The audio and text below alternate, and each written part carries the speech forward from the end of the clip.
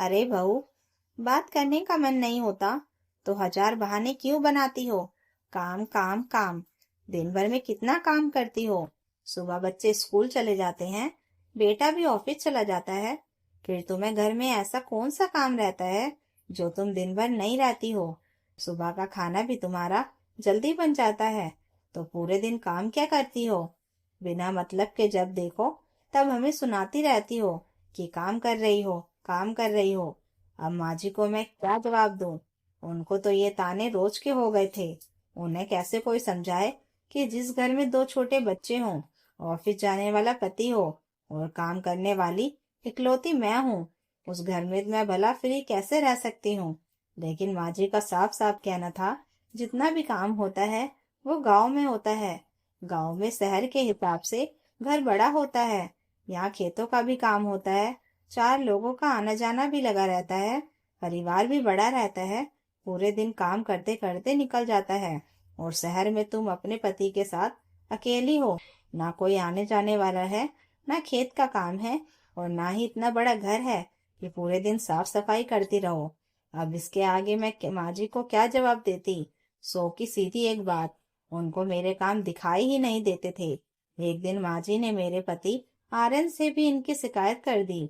बेटा, कितना काम है तुम्हारे घर में जो बहू को फोन करने का भी टाइम नहीं मिलता? दो दो दिन में तो फोन करती है। बस इसी बात पे मेरे पति मेरे ऊपर भड़क गए। वह अपनी माँ के बड़े भक्त थे, माँ की बातें बहुत जल्दी सुन लेते थे। अब उनकी माँ ने कह दिया कि मेरे पास कोई काम नहीं रहता, तो उन्होंने भी मान लिया। आंखें होते हुए भी जैसे देखना बंद कर दिया था। धीरे धीरे बच्चों के स्कूल की छुट्टियां भी हो गई। इस गांव में गांव जाने के मूड में नहीं थी, इसलिए मैंने माँ जी को ही कुछ दिनों के लिए अपने पास बुला लिया। मन में कहीं ना कहीं यह भी था कि कुछ दिन साथ रहेंगी तो मेरा काम देखकर उन्हें भी यह समझ में आएगा कि शहर में अपने पति और बच्चों के साथ रहते हुए भी बहुत सारे काम होते हैं। कम से कम उनका एक ताना तो खत्म होगा। लेकिन यहाँ तो उल्टा ही हो गया। मैंने जैसा सोचा था वैसा कुछ नहीं हुआ। माँ जी की एक आदत थी, वो जो बात पकड़ लेती थी या बोल देती थी, उसे आगे फिर मेरी क्या, ब्रह्मा की भी नहीं सुनने वाली थी। वो सब कुछ अपने गांव के हिसाब से ही चलाना चाहती थी। गांव में लोग जल्दी उठते हैं, 4 बजे तक उठ जाते हैं और रात के 9-10 बजे तक सो भी जाते हैं। वही आदत माँ जी की भी थी।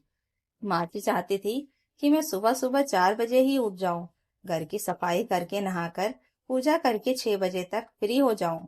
लेकिन आप ही बताएं, जो खुद रात के 12 बजे सोए वो सुबह 4 बजे कैसे उठ सकता है?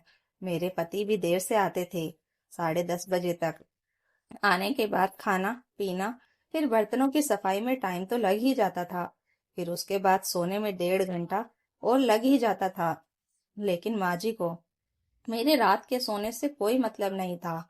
उनको बस यह था कि मैं नियम बना लूं उठने का। 4 बजे उठना तो 4 बजे उठना ही है। अब 4 बजे उठूं किसके लिए? एक दिन तो उठा भी जाए, लेकिन रोज रोज तो नहीं होगा। उसके लिए मुझे 9 बजे सोना पड़ेगा, जो कि मुश्किल था, जिसके चलते माँ जी को एक नया बहाना मिल जाता। 6 बजे तक सोएगी तो दिन में नींद कैसे आएगी? अब मैं इसका क्या जवाब देती? माँ जी पूरे दिन बैठे बैठे बोर हो जाती थी। एक दिन उनकी बेटी भावना का फोन आया। माँ जी ने कहा, अरे बेटा, यहाँ मेरा बिल्कुल भी मन नहीं लग रहा है। चुपचाप हाथ पैर जोड़कर बैठे रहो। पता नहीं कैसे यहाँ के लोग रहते हैं। हमारे यहाँ तो ना दिन का पता चलता है ना रात का। लगातार पूरे दिन चलते चलते ही निकल जाता है। 2-4 दिन से ज्यादा अगर मैं यहाँ रुकी तो पागल ही हो जाऊंगी। बहू भी पता नहीं क्या दिन भर खटर पटर करती रहती है। उसका काम तो मुझे समझ ही नहीं आता। सच कहूं तो यह सुनकर रोना आ गया। अगर इंसान कुछ काम ना करे तो उसे चार बातें सुनने को मिले तो समझ में आता है। लेकिन काम करते हुए भी अगर उसे उसके काम की और उसकी कोई भी कीमत ना रहे, दिन भर खड़े रहने के बावजूद भी यह सुनने को मिले कि करती क्या हो, तो रोना तो आ ही जाएगा। मैं इतनी महान नहीं थी कि सब बर्दाश्त हो जाए, और ना ही इतनी सीधी बहू कि चुपचाप सब सुनकर सह लूं। मैंने भी ठान लिया, अगर मैंने माँ जी को ऐसे ही वापस गांव भेज दिया तो वो पूरी जिंदगी मुझे ऐसे ही ताने मारती रहेंगी। इन्हें तो मुझे अपने काम की अहमियत बतानी ही पड़ेगी। अपने दिन भर की खटर पटर का मतलब दिखाना पड़ेगा। बस फिर क्या था, अगले दिन सुबह सुबह मैं बिस्तर से उठी ही नहीं, और जैसे ही उठने का टाइम हुआ दो कंबल ओढ़कर सो गई। आर्यन फिर सोने के बाद चाय के लिए बाहर हॉल में बैठ गए। माँ जी भी चाय के लिए बैठी थी। जब काफी देर तक चाय नहीं मिली तो आर्यन बोले, माँ, आज अभी तक चाय नहीं मिली, जाने क्या कर रही है प्रिया। माँ जी गुस्से में उठकर देखने किचन में गई। किचन तो बंद था। वो गुस्से में बड़बड़ाती हुई मेरे कमरे में आई। जैसे ही मैंने देखा कि माँ जी आ रही हैं, मैं तुरंत जोर जोर से कराहने लगी। अरे ऐसे जैसे बहुत तेज बुखार हो। मुझे पता था माँ जी मेरा माथा छूकर बुखार जरूर चेक करेंगी, इसलिए मैंने बुखार का नाटक कर लिया। माँ जी जैसे ही कमरे में आई, मैंने जोर जोर से कहना शुरू कर दिया, आहा, बहुत बुखार है। ऐसा लगा जैसे मैं बहुत बीमार हूँ। माँ जी बोली, प्रिया, अभी तक उठी नहीं? बाहर आर्यन कब से बैठा है चाय के लिए। फिर मेरी कराह सुनकर बोली, क्या हुआ, तबीयत ठीक नहीं है? तो दवाई खा ली होती। ऐसे सोने से क्या होगा? सोने से ठीक हो जाओगी तो सोकर ही देख लो। कहते हुए माँ जी बड़बड़ाती हुई किचन में चली गई और कुछ चाय चढ़ाकर नाश्ता बनाने लगी। आर्यन किचन में आए तो माँ से काम करता देखकर सीधे मेरे पास आए और बोले, प्रिया, क्या हो गया तुम्हें? पूरी रात तो तुम ठीक थी, फिर अचानक बुखार कैसे हो गया? कहते हुए उन्होंने मेरे माथे पर हाथ रखा। माथा बिल्कुल ठंडा था। वो हैरानी से बोले, रिया, ये क्या नाटक है? माँ तो कह रही है कि तुम्हें तेज बुखार है, लेकिन तुम्हारा बदन तो बिल्कुल ठंडा है। मैं तुरंत उठकर बैठ गई और आर्यन का हाथ पकड़कर बोली, आर्यन प्लीज, मैं तुमसे कभी कुछ नहीं कहूंगी, लेकिन इस समय प्लीज माँ जी को कुछ मत बताना। मैं बस माँ जी को ये दिखाना चाहती हूँ कि मैं यहाँ पूरे दिन बैठी नहीं रहती, सोई नहीं रहती। माँ जी ने तो जैसे मुझे चारों ओर बेइज्जत कर दिया है, ये कहकर कि यहाँ कोई काम नहीं है। इसलिए बस थोड़ी सी अपनी अहमियत माँ जी की नजरों में लाने के लिए मैंने ये नाटक किया है। प्लीज इसमें तुम मेरा साथ दो, माँ जी को कुछ मत बताना। आर्यन ने बड़ी बड़ी आंखें करके कहा, अच्छा, तो मैं अपनी माँ से काम करवाऊं?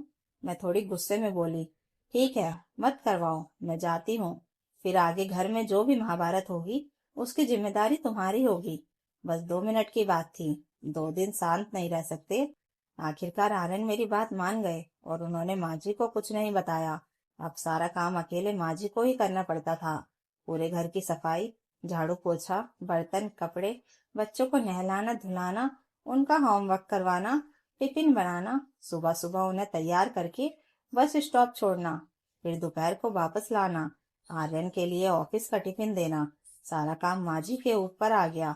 2 दिन तक तो माँ जी ने सब कुछ संभाल लिया, लेकिन तीसरे दिन वो बिल्कुल थक गईं। उन्होंने आर्यन से कहा, बेटा, किसी ढंग के डॉक्टर को दिखाकर इलाज करवा ले, इतना सारा काम मुझसे नहीं हो पाएगा। घर के काम तो किसी तरह कर लूं, लेकिन बार बार बाहर दौड़ना, एक बार बच्चों को ले जाना, एक बार बच्चों को छोड़ना, फिर ट्यूशन ले जाना, सब्जी लाना, ये दौड़ भाग मुझसे नहीं हो पाएगी। बेहतर होगा कि तू प्रिया का इलाज करवा ले, अच्छे डॉक्टर को दिखा, जल्दी से जल्दी ठीक कर उसे। एक तो ऊपर से दोनों बच्चे 1 मिनट भी चैन से नहीं बैठते, पूरे दिन कुछ ना कुछ करते रहते हैं।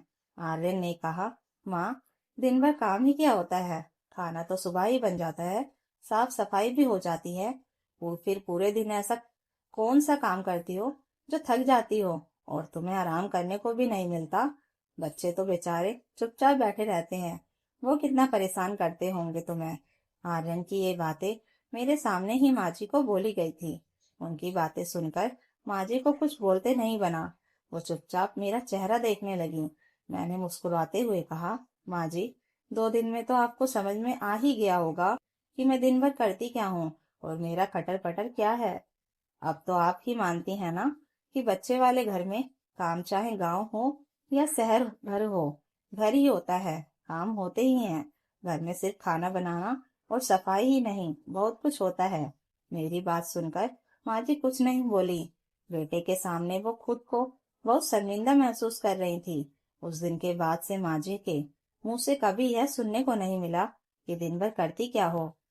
तो दोस्तों, अगर कहानी अच्छी लगी हो तो लाइक कीजिए, कमेंट कीजिए और हाई बटन दबाकर हमें और कहानियाँ लाने के लिए मोटिवेशन दीजिए और चैनल को सब्सक्राइब जरूर कर लीजिएगा। Thank you for watching.